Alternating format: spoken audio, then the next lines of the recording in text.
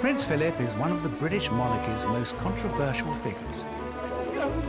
Decidedly old school and occasionally inappropriate. Can you tell the difference between Yes, he is brusque and he can be abrupt. And yes, he sometimes says some things which are totally out of order. A stark contrast to the modern, younger royal family.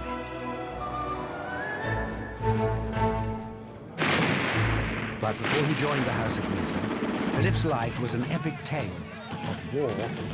Several people were executed, and Prince Philip's father looked very likely to suffer the same fate. Illness and tragedy. Philip's mother was clearly falling into a state of mental decline. Abandonment. His father was living with a mistress in Monte Carlo. And heroism. Prince Philip probably saved hundreds of lives on his ship by his very, very swift action. It's a life that dashes from the war-torn Mediterranean. A royal family running for their lives, pretty much as dramatic as you can get. To the streets of Paris and the school halls of Nazi Germany. Well, he would have been exposed to all of the doctrine that was being pumped out by the Nazis at that time. How did this royal survivor come through such extraordinary times? Having such a troubled childhood, it's given the backbone to him to put up with anything. And could Philip's experiences before joining the House of Windsor explain his later life of service and devotion? There was nothing of a home life for him. There are some people who have difficult home lives, who it drives to work harder and to succeed. After 50 years of experience, I find there's a great temptation to give advice.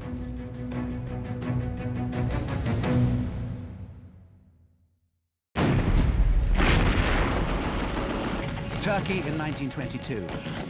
The Greek army is invading its old enemy in a brutal war. One of the army's leading figures is the Greek prince, Andrea, who has recently become father to baby Philip. Prince Philip's father was a major general in the Greek army who were invading part of Turkey, Anatolia, but there was a huge military setback and the Greek forces had to flee to the coast. Following the army's humiliating retreat from Turkey, the pro-monarchy Greek government is overthrown, and its leaders are held responsible for the disaster.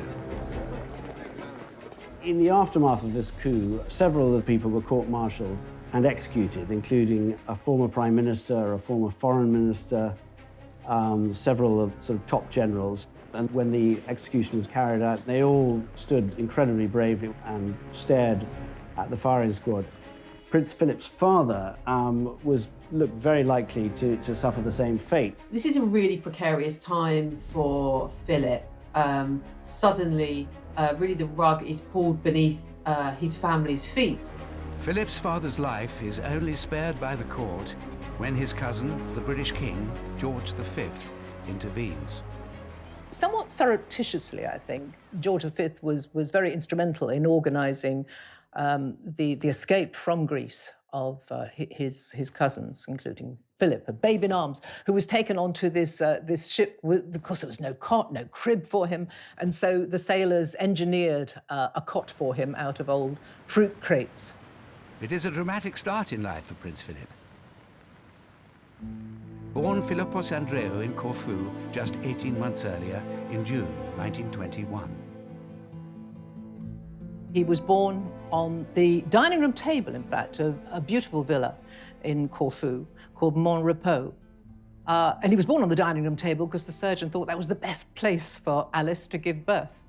And by all accounts, he was a very much wanted and loved young son. Philip's mother, Alice, is a princess of the German House of Battenberg, with illustrious British ancestral roots. Prince Philip's mother was Princess Alice of Battenberg, and she was born in 1885 in the presence of her great-grandmother, Queen Victoria, in Windsor Castle. Philip is the great-great-grandson of Queen Victoria. His parents have royal lineage right back through to the British royal family, but also to the Greek and Danish thrones. He was very, very well connected. And by the time he was born, his relations were on practically every throne throughout Europe. Philip's father, Prince Andrea of Greece, is the brother of the Greek king and a full-time soldier. The wars between Greece and Turkey have actually been going on for many, many years, and the royal family and Prince Andrea were very much placed into senior positions in the military. But the military coup following the latest defeat forces the Greek royal family into exile. Philip's family, including his 4 older sisters, have to flee their homeland. This really was pretty much as dramatic as you can get. And of course, this is now, you know, a royal family really running for their lives. They were able to smuggle some jewellery in their clothes and some money, but very little. It's quite a dramatic start to his life. He has no recollection of the family fleeing in 1922, but it had enormous consequences and led to him being a bit of a wandering boy. Despite their royal connections, when the family flees Corfu with baby Philip, they have no home to go to. From a position of royalty, they are now really looking for refuge. This was the beginning, I suppose, of quite a nomadic existence for Prince Philip. They settled in the home of one of his aunts and uncles at Saint-Cloud in Paris.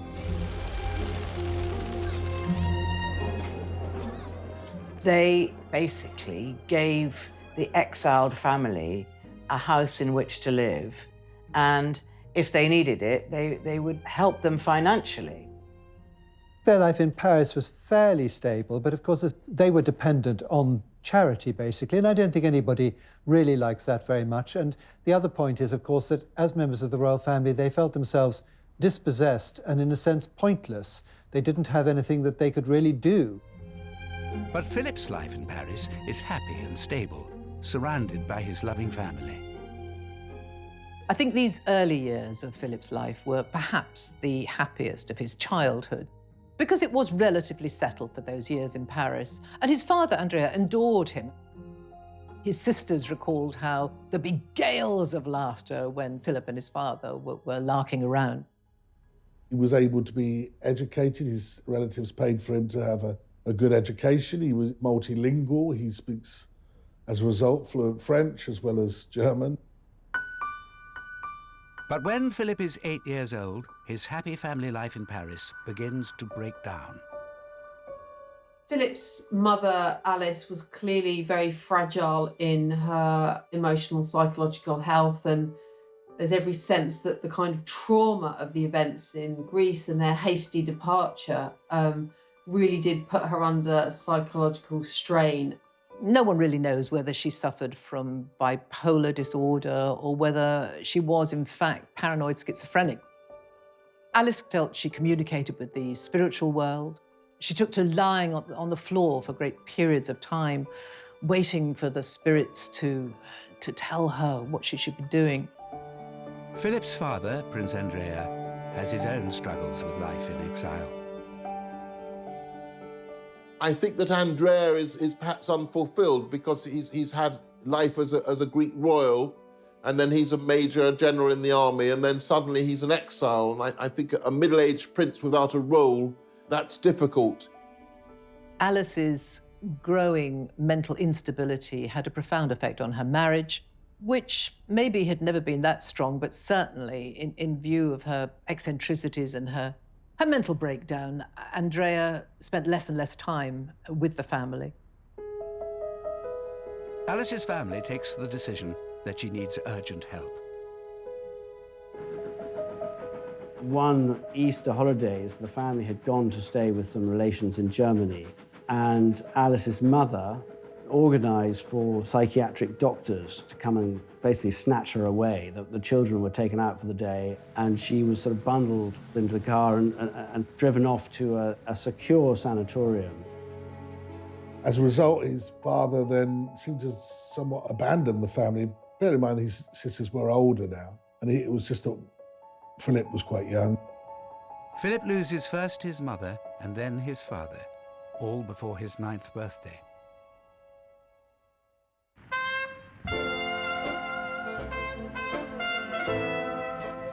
Philip's father ended up living this rather lavish, sort of playboy lifestyle in many ways, with a mistress, moving to Monte Carlo. So quite a different kind of life than the one he'd had in Greece.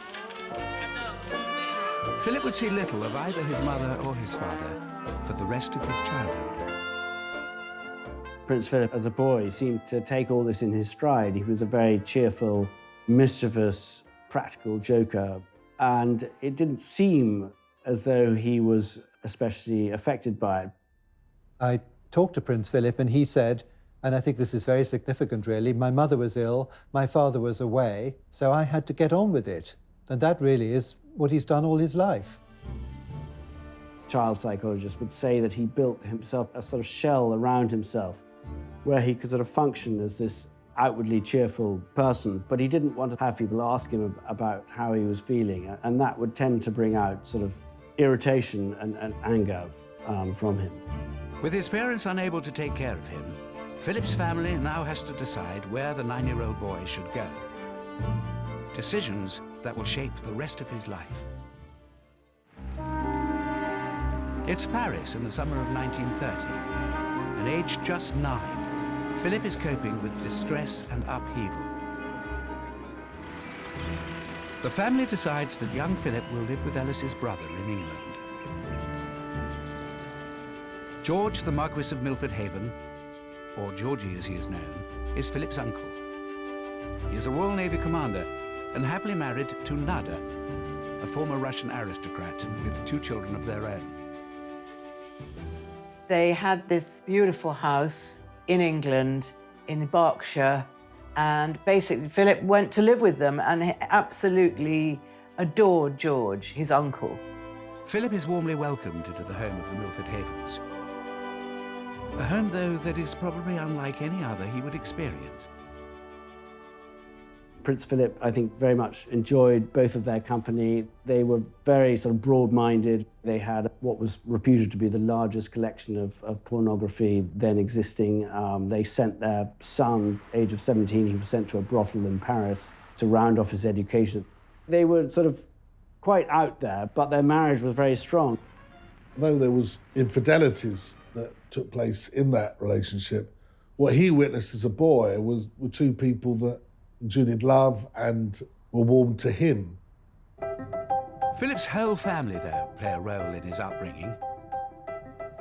I think he was much loved by the uncles, aunts, by his grandmother, and had bedrooms in several homes, but there would always be lots of planning on where would he go in the school holidays. So he must have felt a lot of his childhood in the 1930s like he was a parcel being moved from place to place in the holidays, from country to country. Some of those holidays are spent in southern Germany with his 4 elder sisters, who have all married German aristocrats. And it's Philip's 2nd eldest sister, Theodora, who suggests a plan that would see Philip's life uprooted once again. When Prince Philip was living with the Milford Havens, some of his sisters were a little bit worried about their sort of bohemian ways. And Theodora, his 2nd eldest sister, was married, and his family had started a school called Salem. Salem was a very different kind of school. And he was packed off there in his early teenage years, which he didn't really want to do. Philip arrives in Germany in the summer of 1933, with Hitler and his Nazi party now firmly in control. 1933, of course, is one of the most cataclysmic years in world history because it's the year that Hitler comes to power in Germany. So it seems a strange decision that that should be the year that Philip is sent for 2 or 3 terms to boarding school at Salem in Germany. Rise of Nazism was the backdrop for Philip's time spent at this school, and indeed a branch of Hitler Youth was established there. For him, it was a sort of rather bizarre and retrospectively interesting time. He saw an awful lot of Nazi saluting, which always struck him as mildly hilarious. It reminded him of boys sort of asking permission to go to the lavatory. At 12, Philip is possibly too young to comprehend the events around him. But all 4 of his sisters and their German aristocrat husbands have allied themselves with the Nazi Party. It's an astonishing thing that 6 years before Britain is at total war with Germany, there's somebody who's later to marry the Princess Elizabeth should have been at school in Nazi Germany. With rising political tensions in Germany, after 1 school year at Southern, Philip's family decides that he should leave and finish his education back in Britain. He would say and has said in his adult life, home, where's home? I don't know where home is. He had many homes. They were very welcoming, they looked after him, but he was essentially homeless. This sense of Philip as really without a home, without a rudder, without a sense of himself, without a clear identity. I think that really marks Philip out in his early years. But Philip finds a spiritual home when it's agreed that he should go to Gordonstoun, near the Highlands of Scotland. It's a progressive, newly established school run by Kurt Hahn, a German academic and friend of Philip's sister. Gordonstoun has always been described as a very sort of Spartan place, very sort of outward bound. But actually, it very much appealed to Prince Philip. He developed his leadership skills there. He was already quite independent, but he became, I think, more so when he was there. He did extremely well at the school. The school's ethos pushes the boys to be competitive, practical, and self-reliant. And it pushes them hard. Gordonstoun was tough, it was exacting, it was very physical. It wasn't just an experience for the mind, it was also one for the body. It was about feeling things, cold showers, waking up early, being pushed to the physical limit. And I think there Philip would have found a sort of distraction perhaps from his emotional pain.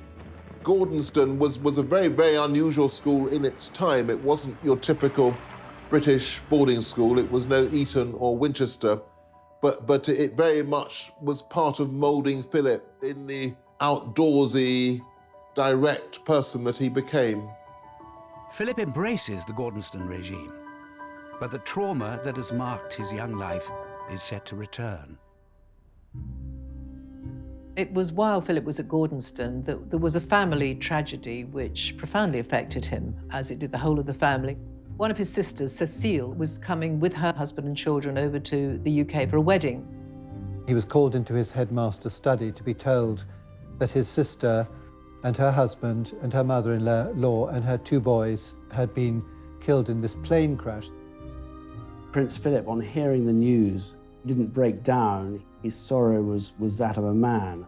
But I think in Prince Philip's case, it was a sort of indication of how everything else in his life had hardened him in a way. Philip is 16 at the time of Cecile's death. He travels to the funerals at the height of Nazi Germany. Prince Philip, it must have been awful for him to know that he'd lost not only his sister, but his brother-in-law and his 2 little nephews.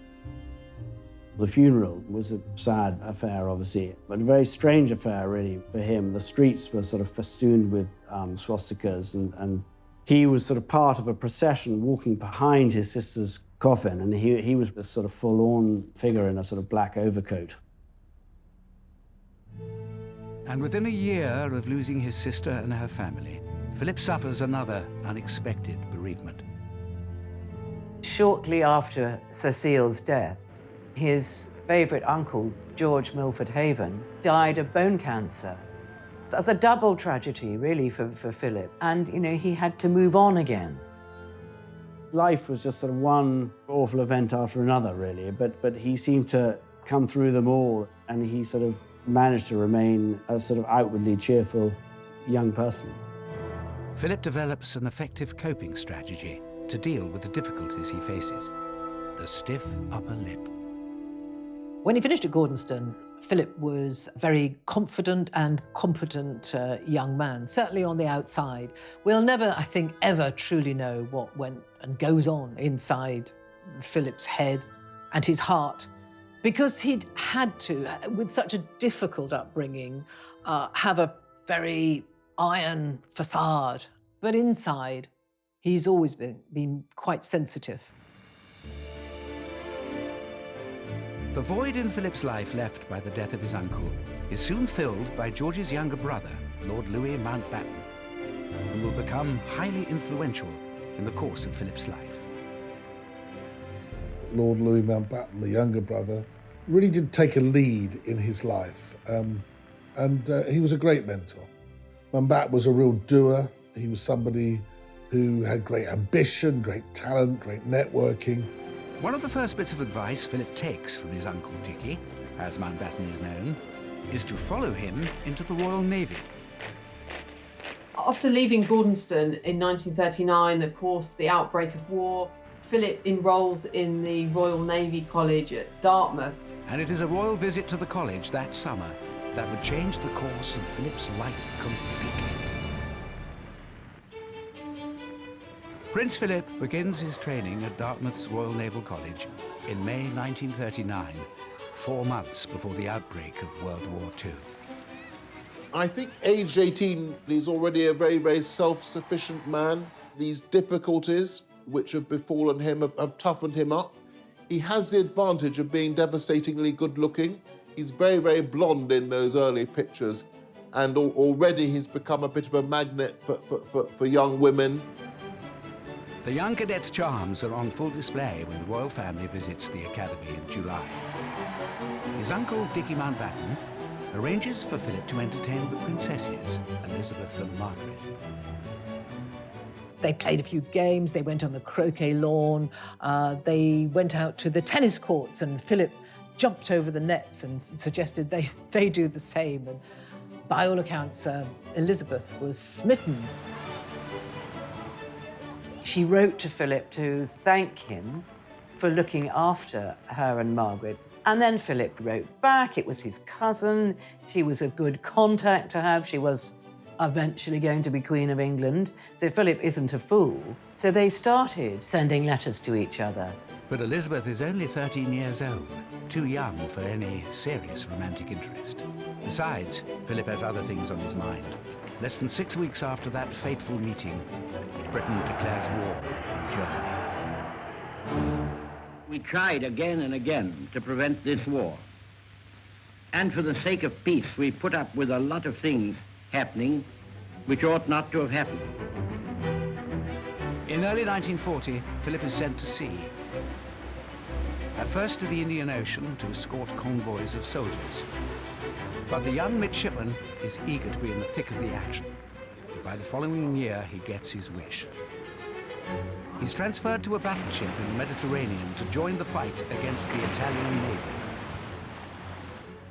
There was one particular battle, the Battle of Mountabatten, which really saw the end of Italian involvement. The Italians took such a pasting, and Prince Philip was in charge of the searchlights during a night engagement. 19-year-old Philip's skill with the searchlight earns him an official commendation, and he is honored with the Greek War Cross.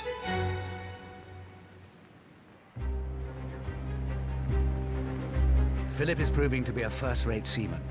By the age of 21, he has been promoted to first lieutenant, second in command of his ship, HMS Wallace. In July 1943, his leadership abilities are put to the test when Wallace is targeted by German bombers.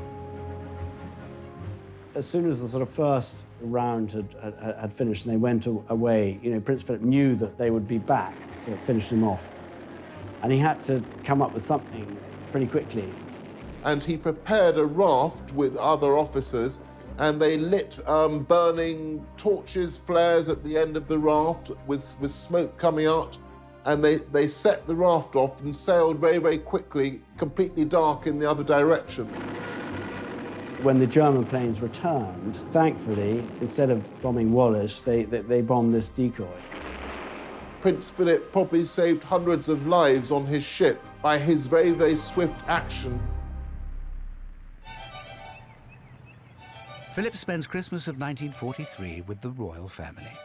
It's soon clear the 17-year-old princess is falling for the 22-year-old naval officer. She fell desperately in love with him. She thought he was marvellous. He was a war hero, he was good-looking, he was kind, just everything she'd ever wanted. But Philip isn't so sure Elizabeth is right for him. After all, marrying the future queen would mean committing to a lifetime of public duty. But whispers about Philip and Elizabeth are beginning to spread, helped by his uncle Mountbatten. By the time Philip returns from his war service in early 1946, he seems to have made up his mind.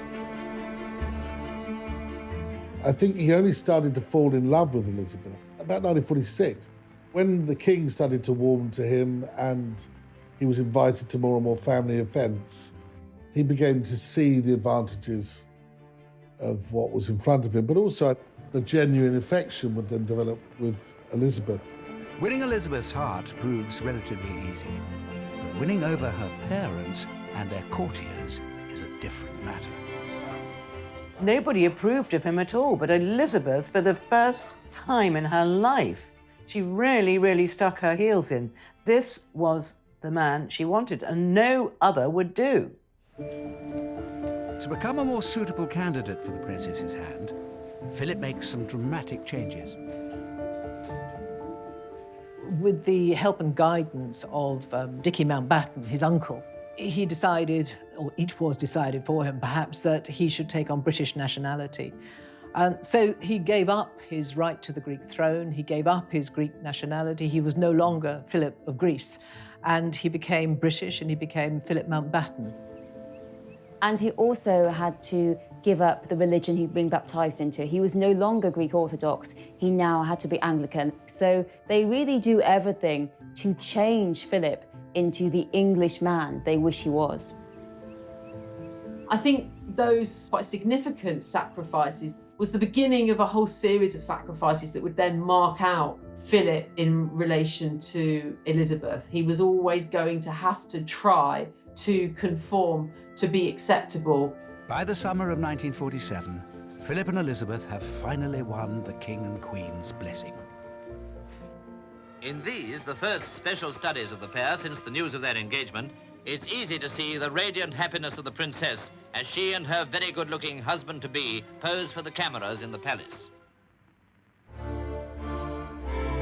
Philip marries Elizabeth on November the 20th, 1947, at Westminster Abbey. The wedding day of Philip and Elizabeth couldn't have been grander, couldn't have been more spectacular. People got very, very involved with it and very excited by it. And the crowds were absolutely huge. Everything about the wedding is reinventing Philip. He's a great war hero, he's practically British, and now he's the marvellous future consort of the marvellous future queen. But for all the joy of the wedding day, there's a bitter pill for Philip to swallow. His mother is the only member of his immediate family by his side. His father, Prince Andrea, had died during the war, after not seeing his son for many years, and his sisters are not invited. It was deemed that his sisters who'd married Germans should not come over. It was too soon after the war. And so that was a source of great disappointment for him. But life as the new Duke and Duchess of Edinburgh is good for Philip and Elizabeth. Their family grows quickly with the birth of Prince Charles in 1948 and Princess Anne 2 years later. Philip put behind him a lot of the difficulties of his childhood, and I think he himself was liberated by forming a happy family. For the first time since his early childhood, Philip has a home of his own, Clarence House in London. And despite taking on some royal duties alongside his wife, he remains on active duty in the Navy. One of the happiest times in the young couple's life was when Prince Philip was posted to Malta. He was out there for quite some time, several months, and Elizabeth went out and stayed with him on 2 occasions, quite protracted stays. And this was a very, almost normal existence for her. And she absolutely loved it.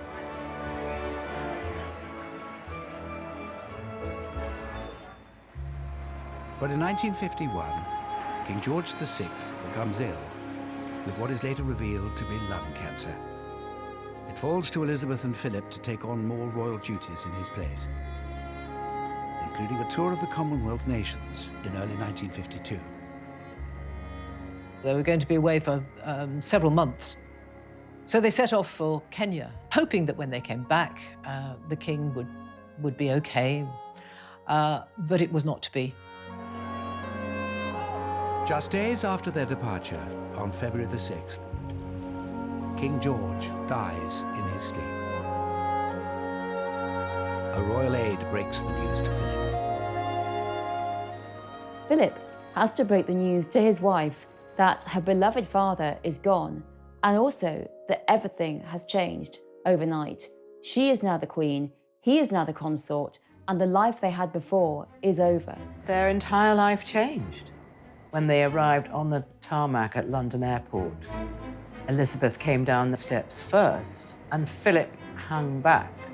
And then, of course, the realization that the rest of his life, he was going to be 2 steps behind his wife, must have really hit him. The first step Philip must take is to sacrifice his day job. As consort, Philip has to give up his naval career, which is quite difficult. It's something he fought for so long, and he's not allowed to keep his job. He was about to be promoted to commander, he was going to be in charge of a big ship, so all of that had to be shelved. It was very difficult for Philip to accept this role of second in command when he'd used to being in command. Philip, though, is bucking the trend. In post-war Britain, most men have the expectation of being master of their own households. Prince Philip, that expectation is turned on its head. Philip becomes consort in the midst of the 1950s, at a time when patriarchy and hierarchy absolutely rules. Women are at home as housewives, and here is Philip effectively being thrown into position of the country's ultimate house husband. Philip now has to work out what he is going to do. There is no job description with the role of consort to a queen. Albert was the last, nearly 100 years earlier, to Victoria. It was the beginning of a very, very difficult period in his life. Philip sees himself as a modernizing force, but is frustrated by resistance from powerful figures within the palace. Philip finds his role of consort as being squashed by his mother-in-law because Queen Elizabeth, the Queen Mother, wants to stay in Buckingham Palace, have a role of influence over her daughter. And what you start to see happening during the early reign of Queen Elizabeth is that there really becomes this battle between Prince Philip, who has ideas about changing the royal family, and Queen Elizabeth, the Queen Mother, who wants everything to stay exactly the same. As newlyweds, Princess Elizabeth and Philip were living happily in Clarence House, where Philip had overseen the wholesale modernization. So they had all the mod cons, and Philip loved mod cons, and they had washing machines, dishwashers, they had all the latest gadgetry, which Philip loved. But as monarch, Elizabeth is expected to move into Buckingham Palace, which is a personal blow for Philip. No one likes living in Buckingham Palace. Buckingham Palace is really a big office, and no one ever seems to like living in there, and they were no exception. Philip, though, launches himself into revolutionizing how things are done at the palace. He went around Buckingham Palace, literally room by room, looking at what needed to be modernised, how communication around the palace could be improved. So he began to question the way things were being done. Of course, that didn't go down at all well, where things were done year after year, decade after decade, because that's the way tradition would have it. Now, he wanted to shake all that up. And so he made himself incredibly unpopular with an awful lot of the grey men, if you like, at the palace. Undaunted by the forces opposing him, Philip persists with his determination for a greater role. He wanted to do more and he wanted to have an influence, and the Queen knew that, and she put him, for example, in charge of the Coronation Commission to oversee the arrangements for the coronation. And here we see for the first time Philip being something of a maverick, perhaps because of his status as being an outsider, having a different kind of perspective. Philip feels very strongly that the coronation, it should be more modern, there should be open, that the BBC's request to televise it should be admitted. And there are traditionalists who disagree with this. They think it could undermine the majesty of royalty. Philip sees the advantages of harnessing the new medium of television. He, for example, knew that the coronation was going to be a critical event, saw the opportunity of making the coronation this global event like none other, letting the television cameras into the Abbey for the first time. And against the reservations of the government and Winston Churchill, Philip really pushed that through. Philip is always battling to have his ideas taken seriously, always having to fight, because lots of people will say to Elizabeth, was that Philip's idea? Well, no, because they really exclude him and ignore him. For almost 2 days and nights, the crowds had been assembling in sunshine and rain for the moment when the young Queen, radiant in her exquisite gown, left the palace for Westminster Abbey. The coronation takes place on June 2nd, 1953, with television cameras capturing every moment. More than 20 million people in Britain tuned in to watch the ceremony. And 8 years after the war, another victory. Philip's sisters are allowed to attend, and so does his mother, Princess Alice, who is now living as a nun in Athens.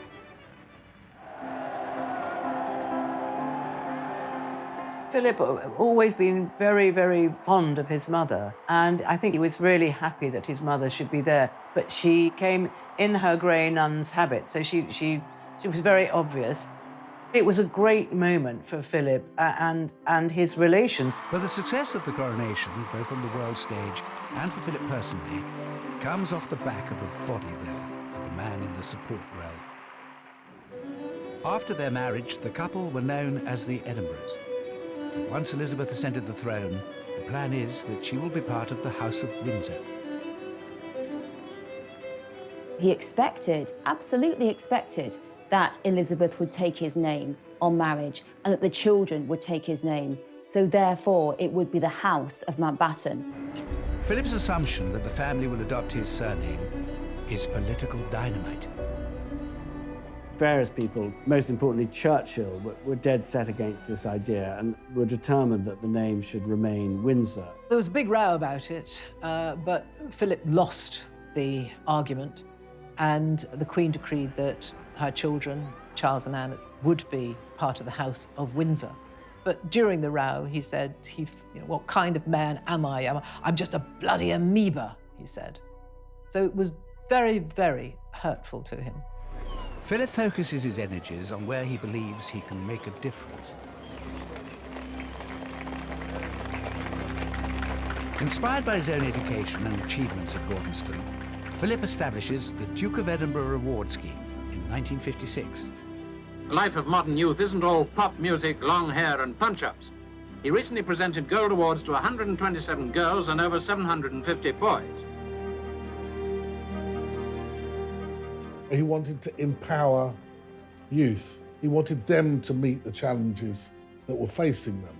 Not in a pampered way, but in a way to try to engage them in society. But Philip finds that he still has his detractors wanting to curb his ambitions. A politician actually says to him, this sounds rather like the Hitler Youth, and what a thing to say. It really brings home the anti-German xenophobia there was in Britain at the time. And the fact was that Philip, who'd fought so bravely on the side of the Allies, and that, I think, really reflects how often Philip was blocked openly and subtly and was constantly subject to these people saying, no, stay in that corner, just smile and wave. With his modernisers head on, Philip ploughs ahead, supporting and promoting British innovation. He's literally toured the country at different points, visiting factories, speaking up about British engineering, British science. Ladies and gentlemen, it is clearly our duty as citizens to see that science is used for the benefit of mankind. Prince Philip had this great enthusiasm. It came from the heart, sort of spokesman on behalf of British scientists and British industry, and became a very effective advocate for industries in the period after the Second World War. By the late 1950s, Philip has cemented his position in the monarchy. bolstered by being made a Prince of the United Kingdom by the Queen in 1957. But after a turbulent childhood and a difficult move into the royal household as a young man, how will these challenging times shape Philip in the long years ahead? In his 70 years by the Queen's side, he has carved out a unique role as her most loyal lieutenant and champion of hundreds of his own charities and causes. He's travelled enormously, 22,000 engagements, 800 charities that he's been involved with, and any charity that Philip has been involved with has said, yes, this man made an enormous difference. He is someone who doesn't take easily to compliments, but he has quite simply been my strength and stay all these years. Philip's experience weathering the storms of his childhood has stood him in good stead throughout his royal career. Never more so than in the 1990s, when the royal family was rocked by a series of crises, including the very public breakdown of Prince Charles and Princess Diana's marriage. Philip tries to help. He writes to Diana saying that he understands what it's like to be outside of the royal family, to be seen as an outsider. The sort of things that he wrote to her about were the difficulties that he had had when he had joined the family, the pressures that he'd been under, how he understood the pressures that she would feel. Philip's intervention was not enough to save the marriage. Charles and Diana officially separated in 1992, a year so bad for the royal family that the Queen called it horrific, although she said it in Latin. It has turned out to be an annus horribilis. But worse was to come in 1997, when Princess Diana was killed in a car accident in Paris. Her young sons were staying at Balmoral with Prince Philip and the Queen when they received the terrible news. There was probably no one better qualified or better placed to help William and Harry after the death of their mother than their grandfather, Philip. You have to remember that he had essentially lost his mother when he was just coming up to 9, when she was committed to a sanatorium. His father also virtually abandoned him. So he was very empathetic, obviously, towards his grandsons, William and Harry. Another tragedy from Philip's childhood may have been on his mind when it came to advising the boys about the funeral procession. Prince William and Prince Harry weren't terribly keen on the idea of walking in the procession.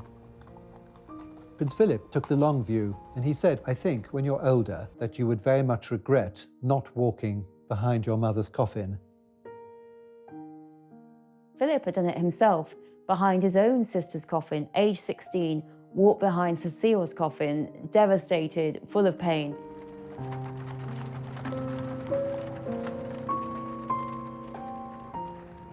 Although people, when you look back, think it was something too much for Prince Harry to do, and he himself has reflected upon that, I suspect as he gets older, he'll be pleased that he did it and that he listened to the wise counsel of his grandfather, somebody who I think has experienced great tragedy in his life. The dark days of the 1990s hurt the royal family's standing with the British public. Prince Philip plays an important role in helping restore the family's popularity in the 21st century. In 2020, the royal family is facing new challenges, not least the departure of the Duke and Duchess of Sussex. The Duke and Duchess of Sussex have announced they intend to step back as senior members of the royal family. I think we all know from recent history that becoming part of the British royal family is not easy. Diana bailed out, Fergie bailed out, Harry and Meghan have both left royal duties. It's not easy, but I think Philip really made the best of it. On the occasion of their golden wedding anniversary, Philip gives an insight into one of his guiding principles. The main lesson that we've learned is that tolerance is the one essential ingredient of any happy marriage. It may not be quite so important when things are going well, but it is absolutely vital when things get difficult. It's August 2017. Prince Philip takes one final salute before retiring. And then The nation mourns His Royal Highness Prince Philip, the Duke of Edinburgh, who has died at the age of 99. Buckingham Palace made the announcement just after midday today, saying the Duke passed away peacefully at Windsor Castle.